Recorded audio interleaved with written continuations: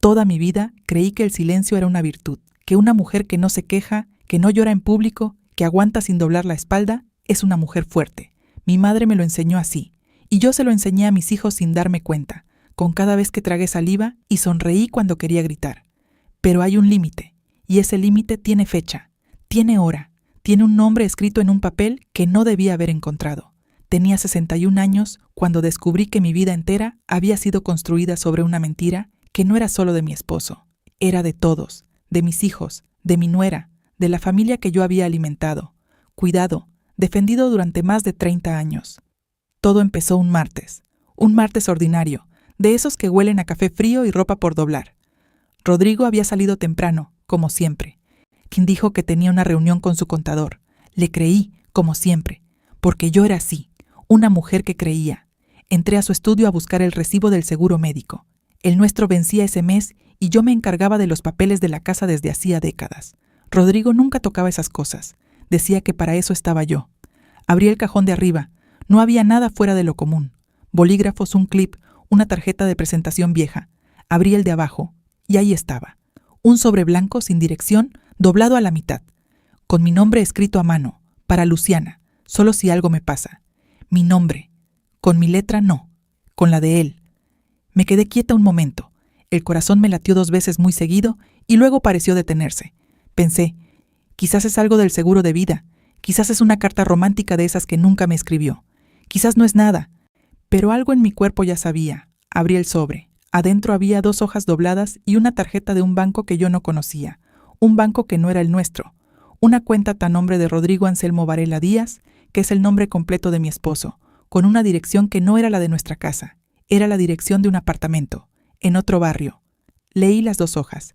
Era un resumen de movimientos, 3 años de depósitos mensuales, montos que no eran pequeños, sumas que yo, en mis cálculos de ama de casa, nunca habría podido explicar. Dinero que no venía de su sueldo, dinero que iba y venía de una cuenta que nunca había visto. Me senté en el piso. No recuerdo haberlo decidido. Simplemente mis piernas dejaron de funcionar y el piso frío del estudio me recibió sin preguntar. Pensé en los últimos 3 años. En las veces que Rodrigo dijo que los negocios iban mal. En las veces que me pidió que no gastara tanto en la casa. En las veces que canceló nuestro viaje de aniversario porque no había plata. Luciana, ¿no ves que estoy ahogado? En las veces que yo corté gastos, dejé de ir al médico por cosas pequeñas. Usé los zapatos viejos otro año más. Y mientras tanto, él tenía una cuenta que yo no conocía. Me levanté del piso despacio. Mis rodillas crujieron. Doblé las hojas con cuidado. Las guardé en el sobre. Y puse el sobre dentro de mi bata, contra mi pecho. Luego fui a la cocina y me hice un té, porque no sabía qué otra cosa hacer. Rodrigo llegó a las 2 de la tarde. Entró silbando. Eso me golpeó de una manera que no esperaba. Que pudiera silbar. Que llegara hasta su casa, a mi casa, con ese sonido liviano en los labios después de todo. ¿Comiste?, me preguntó, abriendo la nevera. No tuve hambre, dije. Me miró un segundo, solo un segundo, y luego sacó un recipiente con arroz sobrante y lo metió al microondas. Eso también me golpeó, que ni siquiera preguntara si me pasaba algo. Me quedé sentada en la mesa, con el té ya frío, mirándolo, mirando sus manos, que conocía de memoria, mirando la nuca que había besado miles de veces, mirando a un hombre que de repente era un extraño. Rodrigo, ¿cómo te fue con el contador? Bien, lo de siempre. No me miró. ¿Solucionaron lo del impuesto? Sí, ya está. El microondas sonó. Sacó el plato. Asentí. No dije más. Esa noche no dormí. Estuve acostada con los ojos abiertos, escuchando su respiración profunda, pensando en cuántas noches había hecho exactamente lo mismo sin saber por qué me sentía inquieta. Ahora lo sabía. Pero saber no es suficiente. Yo necesitaba entender. Al día siguiente, mientras él estaba en la ducha, tomé su celular. Nunca lo había hecho. En 34 años de matrimonio, nunca había revisado el teléfono de mi esposo. Porque yo confiaba. Porque yo era así. Tenía 4 minutos, quizás 5. Encontré los mensajes con Camila en menos de 30 segundos. Camila, sin apellido en la agenda. Solo Camila, con un corazón pequeño al lado que me pareció obsceno. No leí todo, no pude, pero leí suficiente. Suficiente para saber que llevaban 4 años. Suficiente para saber que ella tenía 38. Suficiente para saber que el apartamento cuya dirección yo había visto en el extracto bancario era el apartamento donde ella vivía. Y suficiente para leer una frase que no voy a olvidar mientras viva. Luciana nunca se va a enterar. Ya la conozco, traga todo. Guardé el teléfono exactamente donde lo había encontrado. Me fui al baño del pasillo, el pequeño, el que nadie usa, y cerré la puerta con seguro. Me miré en el espejo. Una mujer de 61 años me devolvió la mirada. Cabello blanco en las sienes, líneas alrededor de los ojos, manos que habían cocinado, limpiado, sostenido, curado. Una mujer que había dedicado su vida entera a una familia. Traga todo. Así me conocía, así me había conocido siempre. Y hasta ese momento tenía razón. Pero algo cambió en ese espejo. No sé explicarlo de otra manera. Fue como si una parte de mí que había estado durmiendo durante décadas abriera los ojos de golpe, sin drama, sin llanto, con una claridad fría y quieta que me asustó más que cualquier cosa que hubiera sentido hasta entonces. No iba a tragar esto. Pasé 3 días sin decir nada, 3 días cocinando, respondiendo llamadas, sonriendo cuando había que sonreír. Rodrigo no notó ningún cambio. Eso también me dijo algo. En esos 3 días hice 3 cosas. Primero, fui a ver a mi médico de cabecera con la excusa de un chequeo rutinario. Pero lo que realmente necesitaba era pensar en un lugar donde nadie me interrumpiera. Mientras esperaba en la sala, con la cartera sobre las rodillas, hice una lista mental de todo lo que sabía y todo lo que me faltaba saber. Segundo, llamé a mi hermana Beatriz. Beatriz es 5 años menor que yo. Nunca le caímos bien a Rodrigo, y a ella nunca le cayó bien Rodrigo, lo cual siempre fue una fuente de tensión. Pero Beatriz es la única persona en el mundo que me conoce de verdad, la única que sabría qué hacer. No le conté todo por teléfono, solo le dije, Bea, ni necesito verte, sin apuro pero pronto. Ella también entendió en el tono. Me dijo, mañana a las 10, en mi casa. Tercero, esa noche, mientras Rodrigo dormía, tomé mi teléfono y fotografié cada hoja del extracto bancario. 12 fotos, perfectamente legibles. Las mandé a mi propio correo electrónico con el asunto. Recetas de cocina. Porque uno aprende a protegerse con lo que tiene. La reunión con Beatriz duró 4 horas. Le conté todo. El sobre, el extracto, el teléfono, los mensajes, la frase. Beatriz me escuchó sin interrumpir, algo que para ella era casi sobrenatural. Cuando terminé, se quedó callada un momento largo. Luego me preguntó, ¿sabes lo que más me duele de todo esto? ¿Qué? Que tú ya lo sabías. En algún lugar ya lo sabías. Y te callaste porque pensaste que eso era lo correcto. Tenía razón. Y odié que tuviera razón. ¿Qué vas a hacer?, me preguntó. Todavía no sé, pero primero necesito entender cuánto dinero hay, y si los hijos saben algo. Beatriz frunció el ceño. ¿Por qué habrían de saber? Porque Rodrigo tiene una relación muy cercana con Nicolás, y Nicolás lleva 2 años trabajando con su padre. El silencio entre nosotras fue diferente después de eso. Porque si Nicolás sabía, entonces no era solo una traición de esposo, era una traición de familia. Beatriz me tomó la mano sobre la mesa. Luciana, dijo, antes de hacer cualquier cosa, necesitas hablar con alguien que sepa de estas cosas. Un abogado. No para divorciarte ya, solo para saber dónde estás parada. Asentí. Tenía razón en eso también. Salí de la casa de mi hermana con el sol de mediodía encima y algo nuevo en el pecho. No era fuerza todavía. Era algo más pequeño, más frágil. Era la primera hebra de un plan. No sabía a dónde llevaba todavía, pero sabía que no iba a soltarla. Esa tarde, cuando llegué a casa, encontré a Nicolás en la sala, esperándome. Mi hijo mayor, 34 años, la cara de su padre. Mamá, dijo, necesitamos hablar. Y en ese momento supe, sin que me dijera nada más, que algo había cambiado, que alguien ya sabía que yo sabía. Siéntate, mamá, lo dijo con esa voz que los hijos usan cuando quieren parecer adultos, firme, controlada, como si hubieran ensayado las palabras antes de decirlas. Me senté. Puse la cartera sobre la mesa despacio. Lo miré. Nicolás es el mayor de mis 2 hijos. Tiene la mandíbula de su padre, los ojos de su abuelo, y desde pequeño aprendió a negociar antes de pedir. Nunca fue el niño que lloraba. Era el que calculaba. ¿Qué pasó?, pregunté. Papá me llamó hoy. Está preocupado por ti. Algo en mi interior se tensó, pero no lo mostré. ¿Preocupado por mí? ¿Por qué? Dice que te ha notado rara estos días, distante, que no duermes bien. Asentí despacio, así que Rodrigo sí había notado algo, solo que en lugar de preguntarme a mí, llamó a nuestro hijo, para que viniera a ver qué estaba pasando, para que midiera el terreno. Estoy bien, dije, solo cansada. Mamá. Nicolás se inclinó hacia adelante, puso los codos sobre las rodillas. Si hay algo que te está molestando, puedes decirme. Lo miré a los ojos de su abuelo, sí, pero la actitud era la de su padre. esa mezcla de aparente preocupación y control que Rodrigo había perfeccionado en 34 años de matrimonio. «No hay nada que decirte, Nicolás». «¿Segura?» «Segura». Se quedó mirándome un momento más de lo necesario. Luego asintió, y se recostó en el sillón y cambió el tema hacia algo sobre el trabajo, sobre un contrato nuevo, sobre cosas que yo escuché sin escuchar realmente.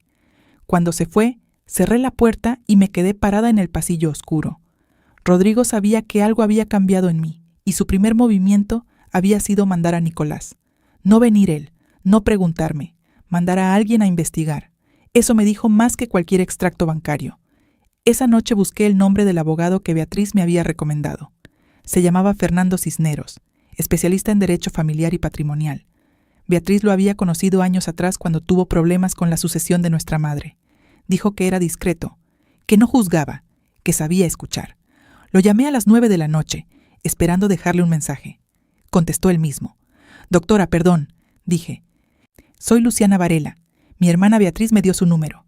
«Sí, claro. Beatriz me avisó que podía llamarla a usted». Su voz era tranquila, no apresurada. «¿Puede venir mañana a las 11?» Dije que sí. Colgué y me quedé mirando el teléfono en la oscuridad del cuarto. Rodrigo dormía a 3 metros de mí. Su respiración era pareja, profunda, sin culpa aparente, sin peso.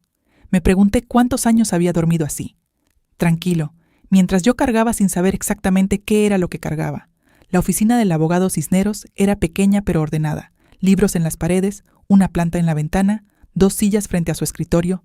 Me hizo sentir que podía hablar. Le conté todo en orden: el sobre, el extracto, la cuenta oculta, los mensajes, la frase de Camila, la visita de Nicolás. Escuchó sin interrumpir.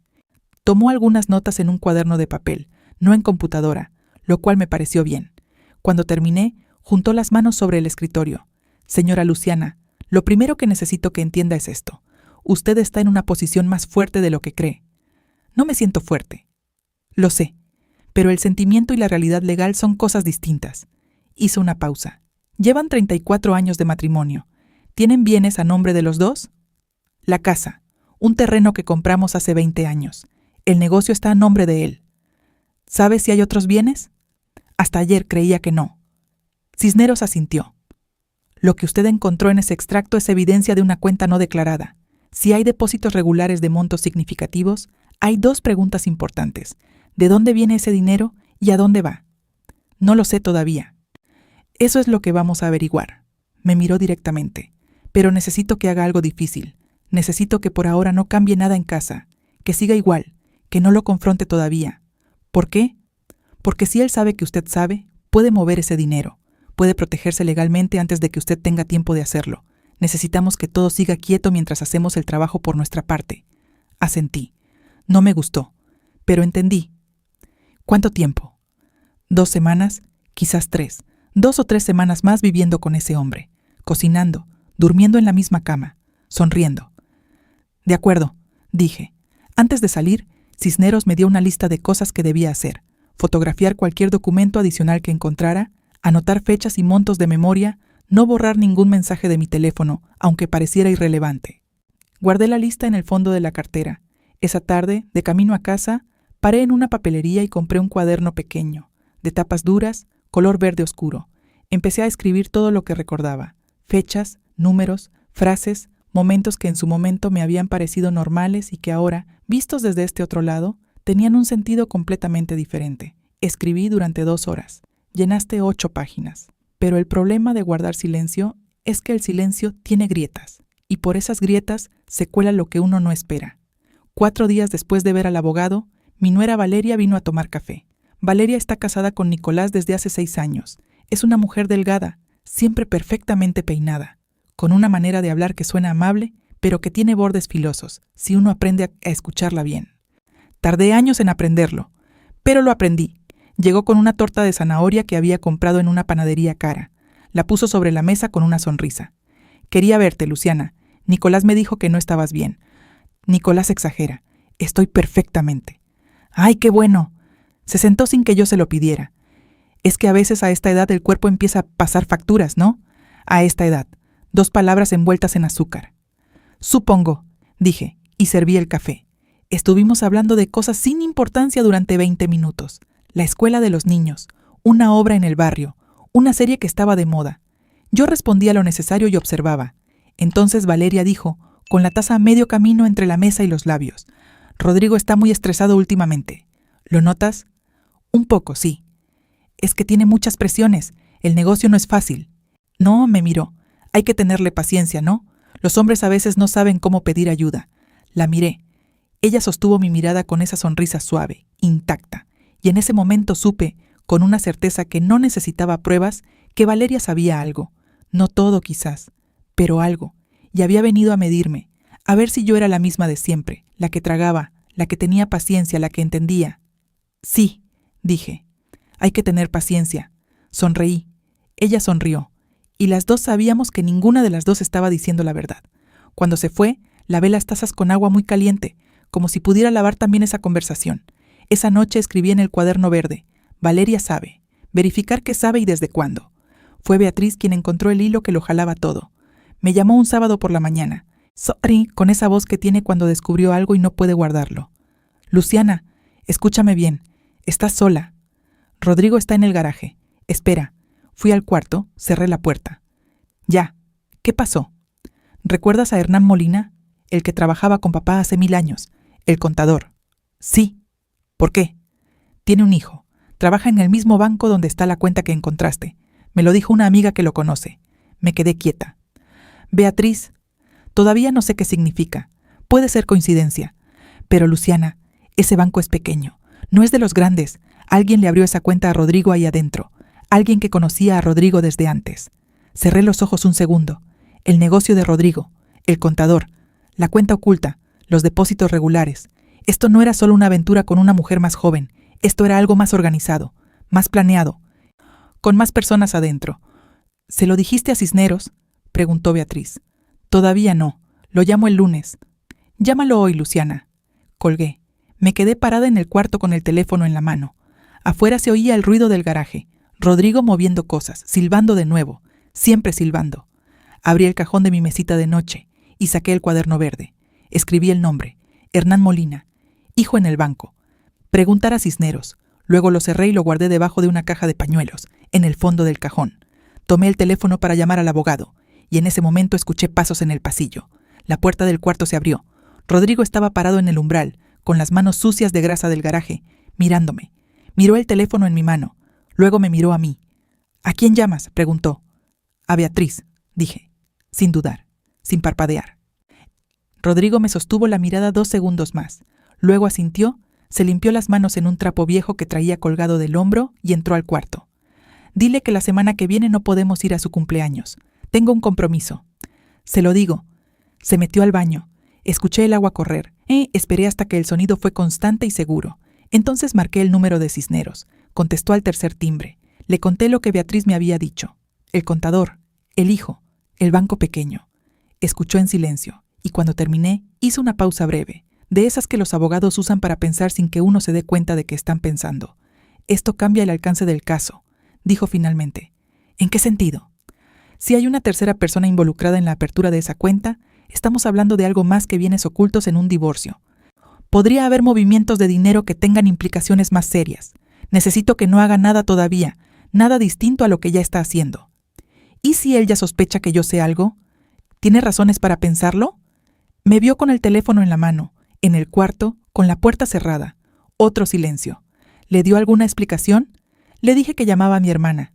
Bien, mantenga esa versión. No cambie rutinas. No mueva documentos. No hable con sus hijos de esto todavía. Colgué justo cuando el agua del baño se apagó. Me senté en la cama, puse el teléfono boca abajo sobre la mesita y abrí un libro que llevaba 3 semanas sin leer. Cuando Rodrigo salió del baño, me encontró ahí, con el libro abierto, aparentemente tranquila.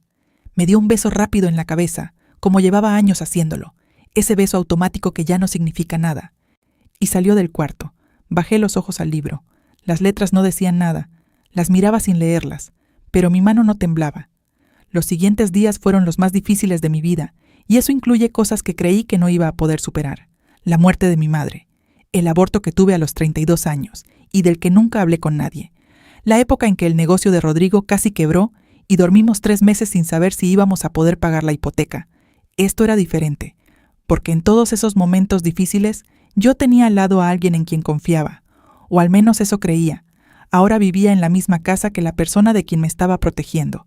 Cocinaba para él, le servía el café, escuchaba sus quejas sobre el tráfico, sobre un cliente difícil, sobre el precio de las cosas. Asentía, respondía, actuaba. Y en algún momento entre el desayuno y la cena de cada día, encontraba 5 minutos para escribir en el cuaderno verde. Escribí cosas que no sabía que recordaba. Cumpleaños donde Rodrigo llegó tarde y no explicó por qué. Fines de semana que pasó con clientes sin dar nombres. Un viaje de negocios hace 2 años, supuestamente de 4 días, del que regresó con una maleta que olía distinto. Cosas que en su momento guardé en algún cajón de la mente porque no quería abrirlos. Ahora los abría todos. El jueves de esa semana, Cisneros me llamó. Señora Luciana, encontré algo. Salí al patio de la casa con el pretexto de regar las plantas. Rodrigo estaba en el estudio, en una llamada de trabajo. Dígame. La dirección del apartamento que aparece en el extracto. Hice una consulta de registros. El apartamento está en nombre de una empresa. Una empresa pequeña, constituida hace 4 años. Y uno de los socios fundadores de esa empresa es su esposo. Me apoyé contra la pared del patio. El sol me daba de frente y por un momento solo sentí eso, el calor en la cara, mientras procesaba lo que acababa de escuchar. Rodrigo tenía una empresa que yo no conocía, que había creado 4 años atrás, con socios que yo no conocía, que era dueña de un apartamento donde vivía la mujer con quien me engañaba.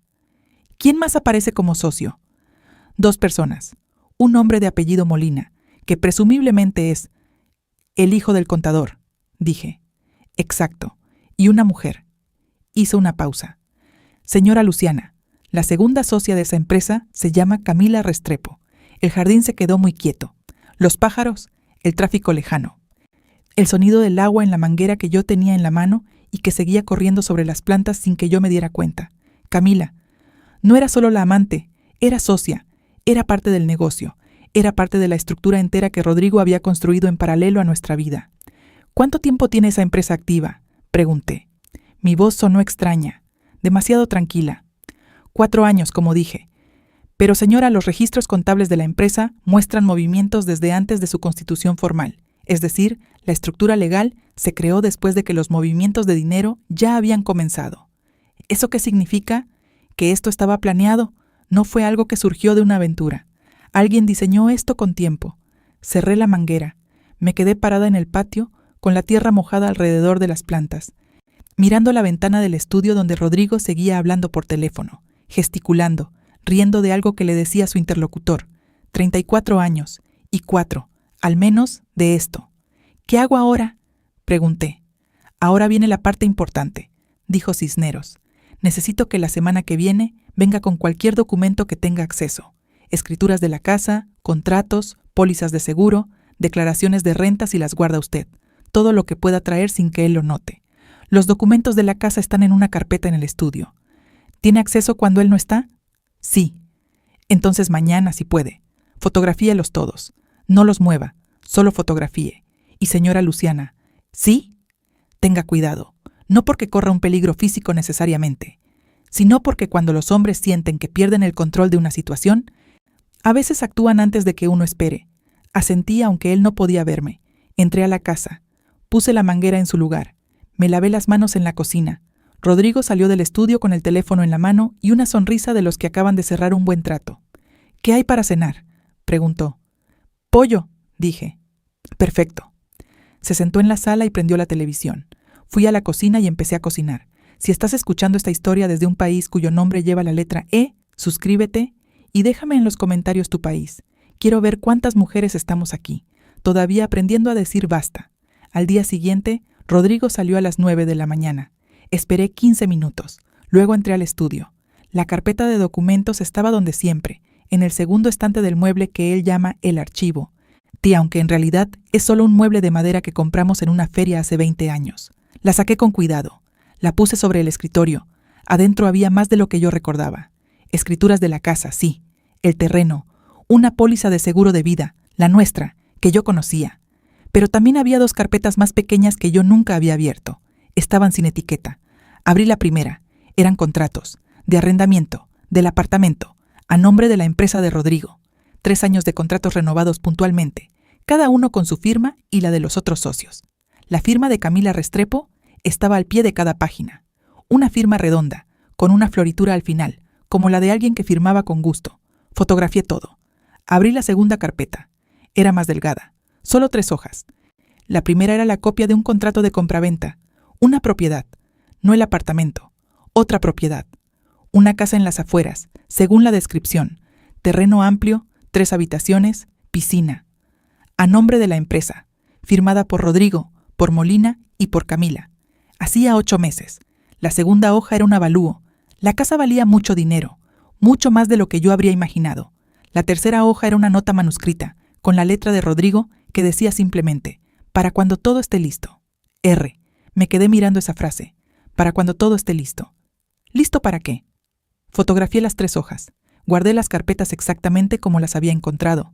Volví a poner la carpeta grande en su lugar en el estante. Salí del estudio y cerré la puerta. Me fui a la cocina. Me hice un café. Me senté. Tenía las manos frías aunque la mañana era cálida. Para cuando todo esté listo. Esa frase se quedó girando en mi cabeza todo el día, porque no sonaba como la nota de alguien que estaba construyendo algo para el futuro. Sonaba como la nota de alguien que estaba esperando el momento correcto para ejecutar un plan que ya estaba terminado. Y yo no sabía cuánto tiempo faltaba para ese momento. Esa noche, mientras Rodrigo veía televisión en la sala, yo estaba en el cuarto mandándole las fotos a Cisneros por correo electrónico. 27 fotos en total.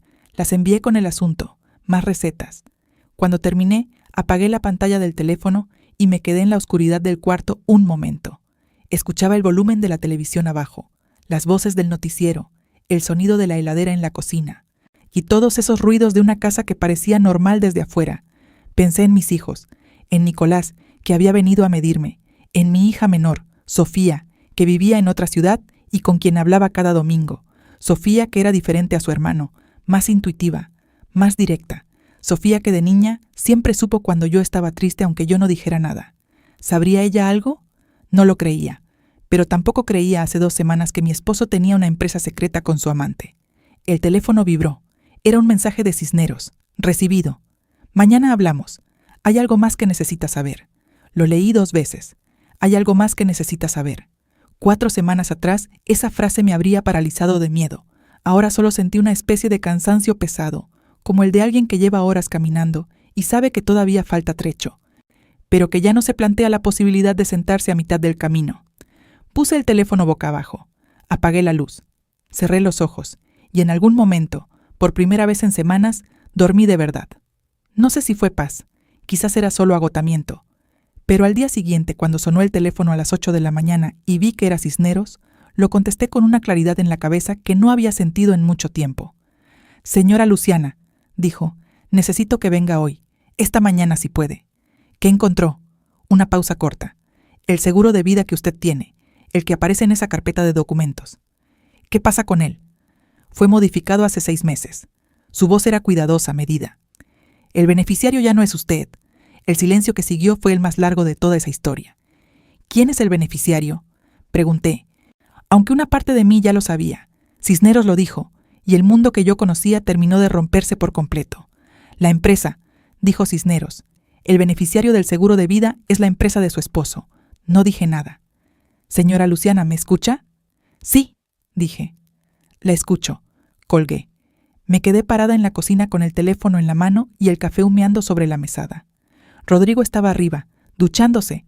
Escuchaba el agua correr por las cañerías del techo, ese sonido familiar de tantos años, y lo sentí de repente como algo amenazante, como el sonido de alguien que está ahí arriba y que en algún momento va a bajar.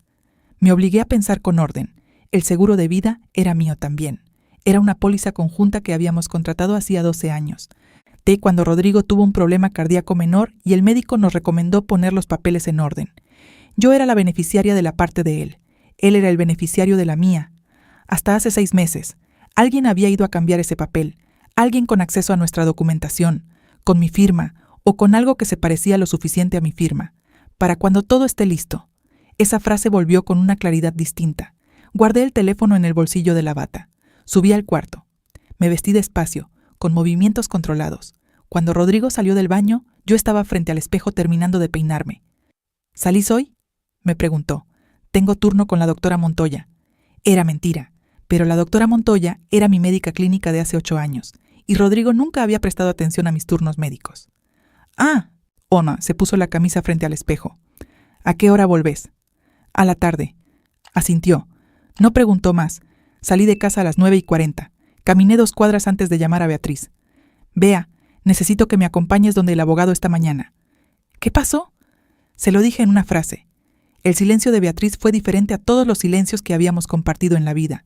Era un silencio que contenía rabia, pura y ordenada. «Voy a buscarte en 20 minutos», dijo. La reunión con Cisneros duró casi 2 horas. Beatriz se sentó a mi lado con los brazos cruzados y la mandíbula apretada durante toda la reunión. No habló mucho, pero su presencia era como un muro de mi lado. Cisneros nos explicó lo que había encontrado con paciencia y sin adornos innecesarios. El seguro de vida había sido modificado mediante un formulario presentado en la compañía aseguradora hacía exactamente 6 meses y 3 semanas. La firma en ese formulario era la mía, o al menos eso decía el documento. Pero había un problema. Ese día, según el registro de la aseguradora, el trámite fue realizado por un gestor externo, no en persona. Un gestor que presentó una carta poder a mi nombre, una carta poder que yo nunca había firmado. «Eso es falsificación de documento», dijo Beatriz, antes de que yo pudiera procesar la palabra completa. «Sí», confirmó Cisneros, «y eso cambia el panorama de manera significativa. Ya no estamos hablando solo de bienes ocultos o infidelidad. Estamos frente a lo que parece ser un esquema deliberado con elementos de fraude». Me quedé mirando la planta en la ventana de su oficina. Una planta verde, en ordinaria, que no tenía nada que ver con nada, pero que me daba algo concreto donde posar los ojos mientras mi cabeza intentaba ordenar lo que estaba escuchando. Mi esposo no solo me había engañado, mi esposo había falsificado mi firma para sacarme del seguro de vida, para que si yo moría, el dinero no fuera a mí ni a mis hijos, fuera a una empresa que él controlaba con su amante y con el hijo de un contador, para cuando todo esté listo. «¿Cuándo podemos actuar?», pregunté. Cisneros juntó las manos sobre el escritorio. «Necesito 2 cosas antes de mover cualquier ficha. Primero, una pericia caligráfica que confirme que la firma en ese formulario no es suya. Segundo, la declaración de un testigo que pueda dar fe de que usted no firmó ninguna carta poder en ese periodo». Me miró. «¿Hay alguien? ¿Estuvo enferma? ¿Internada? ¿De viaje? ¿Lo con alguien que pueda recordar que no salió de casa en esas fechas?». Pensé. 6 meses y 3 semanas atrás, y entonces lo recordé. «Estaba con mi hija», dije. «Sofía. Vine a visitarla esa semana porque ella había tenido una pequeña complicación en el embarazo. Me quedé 5 días con ella en su ciudad. Me detuve. Hay fotos, videos, mensajes, todo con fecha». Beatriz me miró con los ojos brillantes. Cisneros asintió con una calma que yo empecé a apreciar mucho.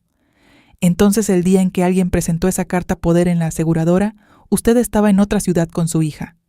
«Sí». «Bien», dijo. «Eso es exactamente lo que necesitamos». Salí de la oficina de Cisneros con Beatriz agarrada de mi brazo. Caminamos media cuadra sin decir nada. El sol estaba alto y la calle olía a pan recién horneado de una panadería cercana. «Luciana», dijo Beatriz finalmente, «no me digas nada todavía. Solo una cosa». «Beatriz, solo una». Me detuvo en la vereda y me miró de frente. «Sos la persona más valiente que conozco, y no lo digo porque hayas hecho algo heroico. Lo digo porque llevas semanas cargando esto sola, sin romperte, sin gritar, sin derrumbarte». Apretó mi brazo. «Mamá estaría orgullosa». No dije nada, pero algo en el pecho se me movió, no de manera dramática, solo un desplazamiento pequeño, como cuando uno carga algo muy pesado durante mucho tiempo y alguien por un momento ayuda a sostener el peso.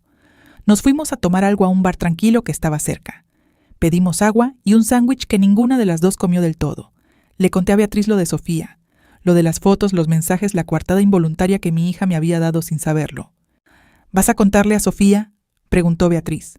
«Pronto, pero necesito que Cisneros haga el primer movimiento antes. No quiero que ella entre en pánico y llame a Nicolás». «¿Todavía no sabes qué sabe Nicolás?». «No con certeza. Sé que está del lado de su padre. No sé si sabe hasta dónde llega todo esto». Beatriz tamborileó los dedos sobre la mesa.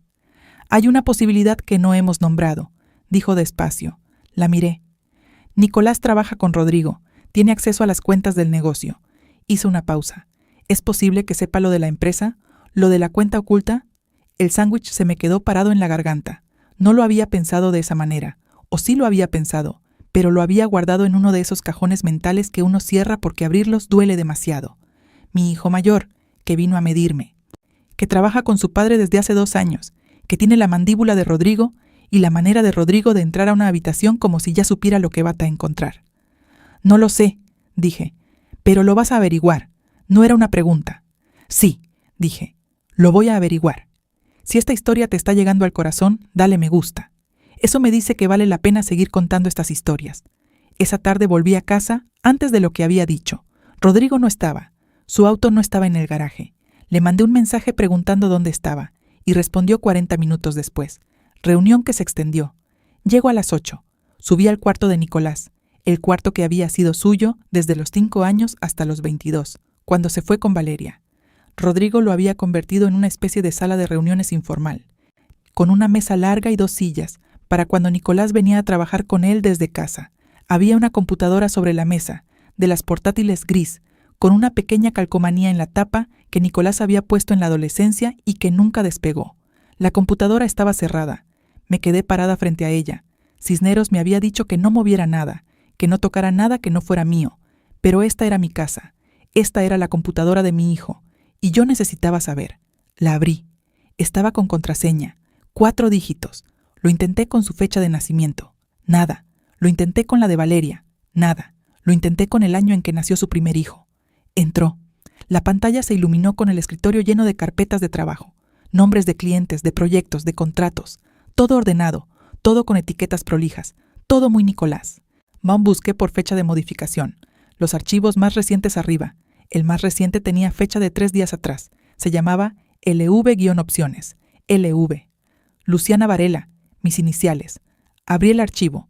Era un documento corto. Solo 2 páginas. Una lista de puntos numerados con el título Escenarios posibles. Escenario 1. Ella no sabe nada. Continuar según lo planeado. Escenario 2. Ella sabe algo pero no tiene pruebas. Contención. Usar a N y V para calmar. Escenario 3. Ella tiene pruebas. Actuar antes. Moverse antes de que llegue a un abogado. Escenario 4. Ella ya fue a un abogado. Daño potencial alto. Ver opciones de adelantar los plazos. Al pie de la segunda página, en un cuadro separado, decía, nota. Si llega al escenario 4, hablar con papá sobre el plan B. La casa está a nombre de los 2. Si ella pide el divorcio antes de la transferencia, complicamos todo. Actuar rápido. Leí el documento 2 veces, 3 veces. Mi hijo mayor, el que nació en una madrugada de tormenta y al que yo sostuve en brazos durante 6 horas seguidas porque no quería soltarlo. El que tuvo fiebre a los 4 años y yo dormí 3 noches en el piso de su cuarto para escucharlo respirar.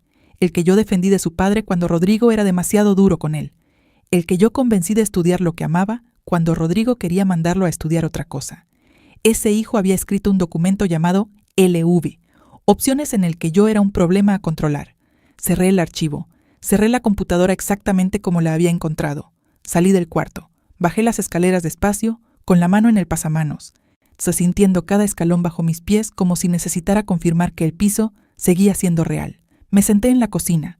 No lloraba. No sentía lo que esperaba sentir. No era un desgarro. Era algo más frío, más quieto. Como cuando hace mucho frío afuera y el cuerpo deja de tiritar porque ya asumió la temperatura. Tomé el teléfono. Le mandé un mensaje a Cisneros. Encontré algo más. Mañana a primera hora necesito verlo. Es urgente. Luego le mandé un mensaje a Beatriz. Tenías razón sobre Nicolás. Apagué la pantalla. Me levanté. Fui a la nevera, saqué lo que había para cenar. Puse agua a hervir. Corté verduras. Moví cosas en la cocina con movimientos precisos y automáticos, como si el cuerpo supiera que necesitaba hacer algo con las manos para no quedarse quieto. A las 8:15 llegó Rodrigo. «Huele bien», dijo desde la entrada. «¡Es sopa!», dije. Se lavó las manos en el baño de abajo. Vino a la cocina. Se sirvió un vaso de agua. Se sentó a la mesa con el teléfono en la mano, revisando mensajes como cada noche. Lo miré un segundo desde el lado de la hornalla. Este hombre, esta cara, esta costumbre de revisar el teléfono mientras yo cocinaba, sin ofrecer ayuda, sin preguntar cómo me había ido, sin levantar los ojos. 34 años de esto. Y ahora sabía que no era descuido. No era indiferencia de pareja. Era el desprecio tranquilo de alguien que nunca creyó que yo pudiera ser una amenaza. Traga todo. Serví la sopa. Comimos en silencio como tantas noches. Rodrigo comentó algo sobre un partido de fútbol. Yo asentí. Él dijo algo sobre el precio del combustible. Yo asentí. Él se levantó, puso el plato en la pileta y fue a la sala a prender la televisión. Y yo lavé los platos, y mientras los lavaba, con las manos en el agua caliente y el ruido del televisor de fondo, tomé la decisión final. No iba a esperar más. 2 semanas me había dicho Cisneros, quizás 3, pero el documento de Nicolás hablaba de adelantar plazos. Hablaba de actuar rápido si yo llegaba al escenario 4. Y yo estaba en el escenario 4. Llevaba días en el escenario 4 sin saberlo. Ellos ya estaban moviéndose. Si yo esperaba, iba a llegar tarde. Sequé las manos. Fui al cuarto. Saqué el cuaderno verde de debajo de la caja de pañuelos. Lo abrí en la última página escrita y agregué 3 palabras. Ya es suficiente. Lo cerré. Lo guardé en la cartera, no en el cajón, porque a partir de ese momento, ese cuaderno no se iba a quedar en esa casa. Me acosté. Rodrigo entró al cuarto a las 11. Se metió en la cama. Apagó la luz. En 5 minutos estaba dormido. Yo estaba despierta, mirando el techo, con los ojos abiertos en la oscuridad, y entonces el teléfono de Rodrigo, sobre la mesita de noche del lado de él, vibró una vez. Una sola vez. La vibración de un mensaje. Rodrigo no se movió, yo tampoco, pero en el reflejo tenue de la pantalla iluminada, alcancé a ver, antes de que se apagara, las primeras 3 palabras del mensaje. Todo listo. Mañana. La pantalla se apagó. El cuarto volvió a la oscuridad. No dormí. Estuve acostada con los ojos cerrados, escuchando la respiración de Rodrigo, contando sus exhalaciones como si fueran los segundos de un reloj que corría en una dirección que yo no controlaba. Todo listo. Mañana. ¿Mañana qué? ¿Mañana qué iban a hacer? A las 2 de la madrugada ya tenía claro que no podía quedarme esperando a descubrirlo. Me levanté despacio, sin encender luces. Con los pies descalzos sobre el piso frío, caminé hasta el baño, cerré la puerta con cuidado y me senté en el borde de la bañera con el teléfono en la mano. Le escribí a Cisneros por mensaje de texto. Necesito hablar ahora. Sé que es tarde. Es urgente de verdad. Esperé. 3 minutos. 5. A los 8 minutos, el teléfono vibró. Llámeme.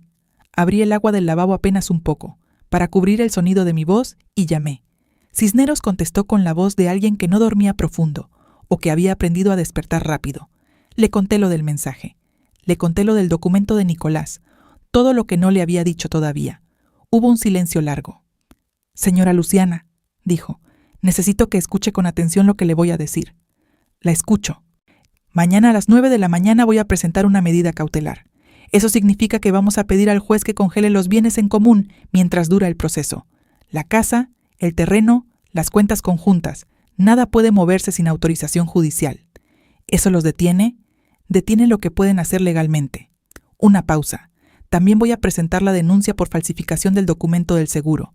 Eso convierte esto en un proceso penal, no solo civil. Y en ese contexto, cualquier movimiento sospechoso de su esposo o de su hijo va a quedar registrado. ¿Qué necesita de mí?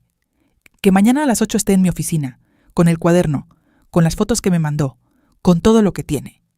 Hizo una pausa breve. ¿Puede salir de la casa sin que él lo note? Sí, salgo antes de que despierte. Bien, y señora Luciana, una cosa más. ¿Sí?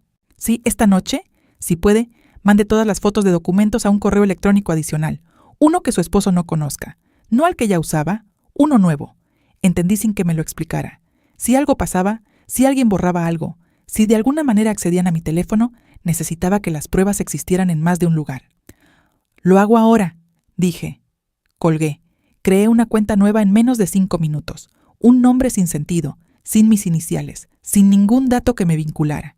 Y desde ese baño, con el agua del lavabo corriendo y la casa dormida a mi alrededor, mandé todo. Las fotos de los extractos, las fotos de los contratos, las fotos del avalúo de la casa, la nota manuscrita de Rodrigo, todo.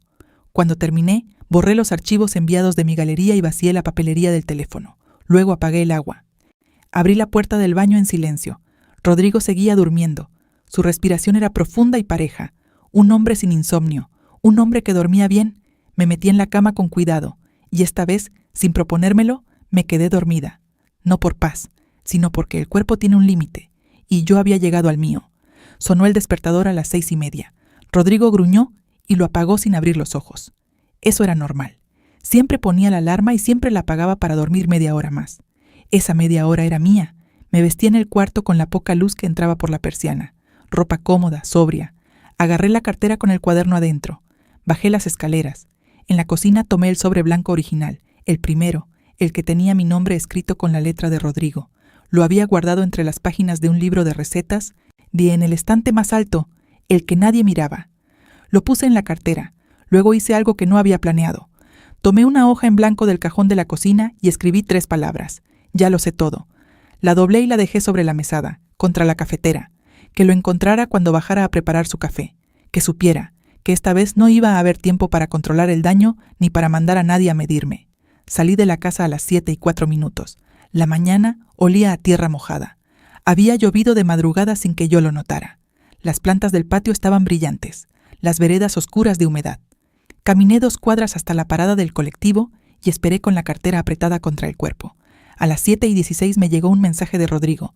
Solo decía, Luciana. No respondí. A las 7:20, otro. ¿Dónde estás? No respondí. A las 7:23, el teléfono empezó a sonar. Su nombre en la pantalla, una y otra vez. Lo dejé sonar. 5 veces. 6. El colectivo llegó. Subí. Me senté en el fondo.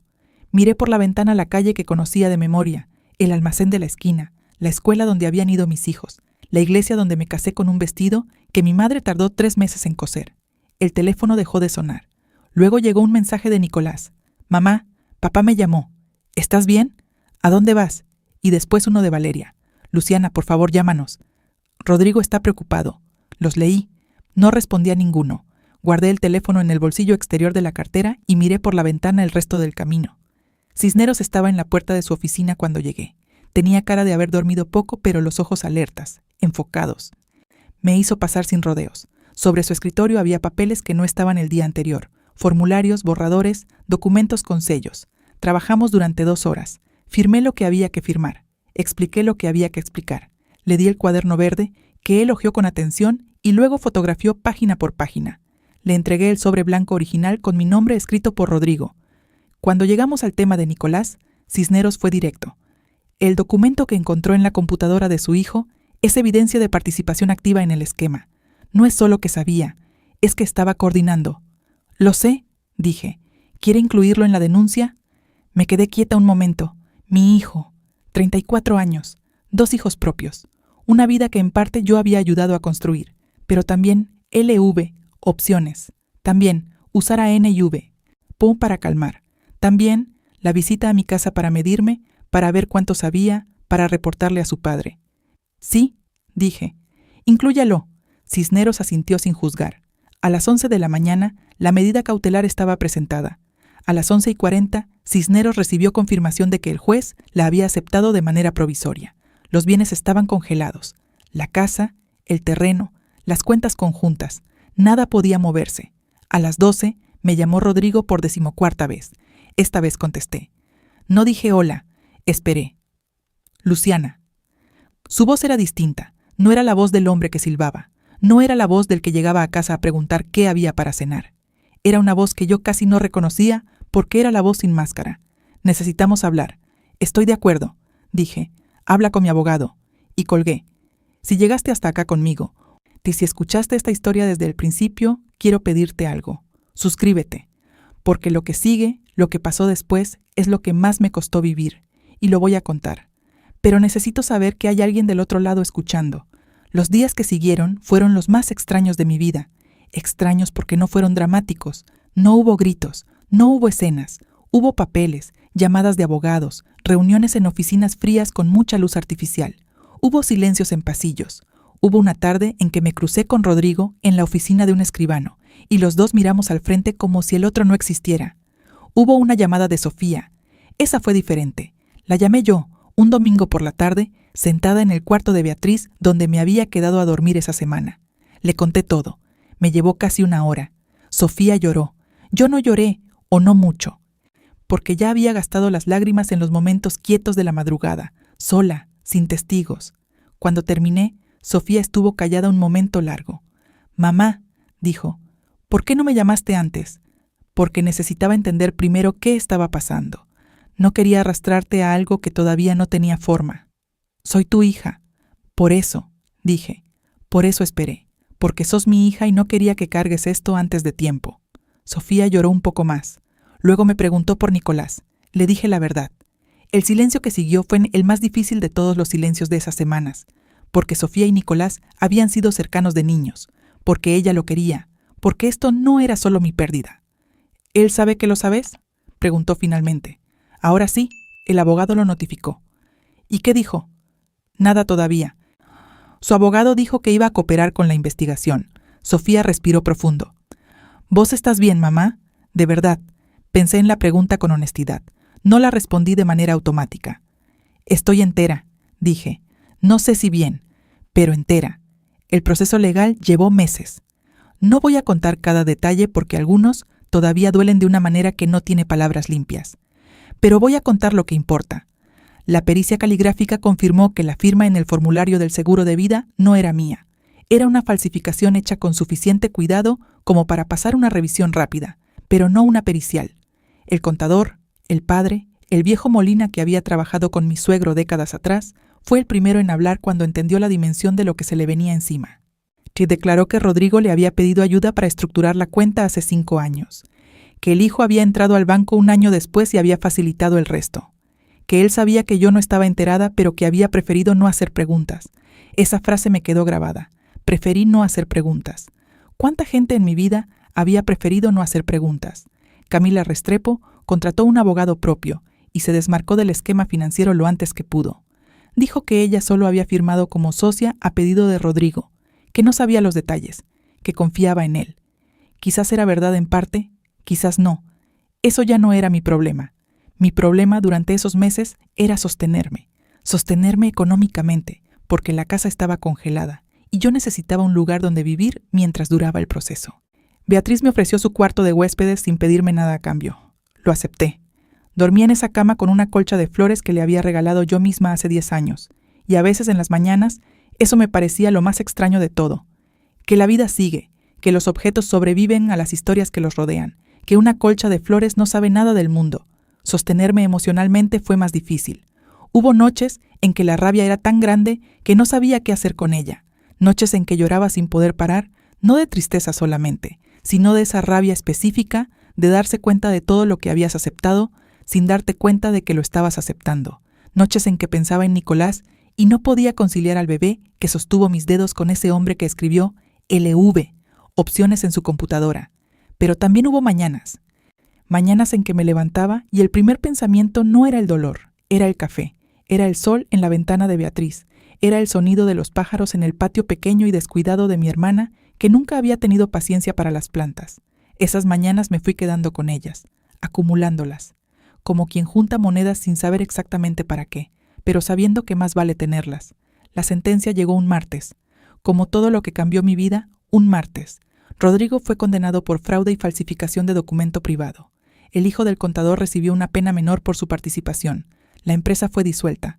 Los bienes de la empresa, incluida la casa con piscina que Rodrigo había comprado hacía 8 meses, fueron incorporados al proceso de división patrimonial. El divorcio se resolvió con una repartición que Cisneros consideró justa. La casa donde habíamos vivido 34 años quedó para mí. El terreno fue liquidado y el dinero dividido. Las cuentas ocultas, lo que quedaba de ellas, fueron incorporadas al patrimonio conyugal. No fue una victoria limpia. No existe tal cosa. Rodrigo salió de la audiencia sin mirarme. Se fue con su abogado por el pasillo largo del tribunal, con la espalda recta, como siempre, como un hombre que no dobla. Lo vi alejarse y pensé que en 34 años había amado esa espalda recta. Había pensado que era dignidad. Ahora sabía que era otra cosa. Nicolás no estuvo en la audiencia final. Su abogado llegó en su nombre y firmó lo que había que firmar. Cooperó, como había prometido. No fue a prisión. Pero perdió la sociedad con su padre y enfrentó consecuencias que todavía estaban desarrollándose cuando yo cerré ese capítulo. No hablamos durante meses. Fue Sofía quien, casi un año después, me preguntó si estaba dispuesta a ver a Nicolás. Me dijo que él había pedido verme, que estaba distinto, que no le pedía que lo perdonara, pero que quería decirme algo. Lo pensé durante 2 semanas. Luego dije que sí. Nos vimos en el patio de la casa de Sofía, un domingo de tarde, con los niños jugando adentro y el olor a pasto recién cortado en el aire. Nicolás llegó con ojeras que no le conocía. Se sentó frente a mí y no intentó explicar nada ni justificar nada. Solo dijo: «Mamá, sé que no hay manera de arreglar lo que hice. Solo quiero que sepas que me avergüenza todos los días». Lo miré.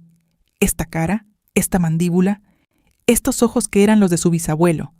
No le dije que lo perdonaba, porque todavía no era verdad, y yo había decidido no decir cosas que no eran verdad. Le dije, lo sé. Y luego, vamos adentro, los chicos quieren mostrarme algo. No fue Morangué una reconciliación, fue un primer paso hacia algo que todavía no tiene nombre. Quizás con el tiempo tenga uno, quizás no. Volví a vivir en mi casa 6 meses después de la sentencia. La primera noche dormí sola en esa cama grande, y no sentí lo que esperaba sentir. No sentí alivio ni tristeza ni victoria, sentí el silencio, un silencio diferente al de antes. Antes el silencio de esa casa era el silencio de alguien que tragaba. Ahora era otro, era el silencio de una casa que me pertenecía de verdad, sin deudas escondidas, sin pesos que yo no sabía que estaba cargando. Ese silencio me costó un tiempo aprenderlo, pero lo aprendí. Tengo 62 años ahora, casi 63. Camino todas las mañanas por el barrio que conozco de memoria. Veo a Beatriz los miércoles, hablo con Sofía los domingos, llevo el cuaderno verde guardado en el cajón de la mesita, no porque necesite seguir escribiendo en él, sino porque me recuerda algo que no quiero olvidar. Me recuerda que hubo un momento en que una mujer de 61 años se miró en un espejo de baño, con las manos que habían cocinado y limpiado y sostenido durante décadas, y decidió que ya era suficiente. No fue heroico, no fue fácil, pero fue mío, y eso, a esta altura de la vida, es lo más parecido a la libertad que conozco. Si llegaste hasta el final de esta historia, gracias. De verdad. Déjame en los comentarios una palabra, solo una, y la que mejor describe lo que sentiste escuchando esto. Quiero leerlos, todos, y si todavía no te suscribiste, hacelo ahora, porque hay más historias, historias de mujeres que tardaron en darse cuenta, que pagaron un precio alto por la verdad y que igual eligieron seguir de pie. Esas historias merecen ser contadas, y vos mereces escucharlas.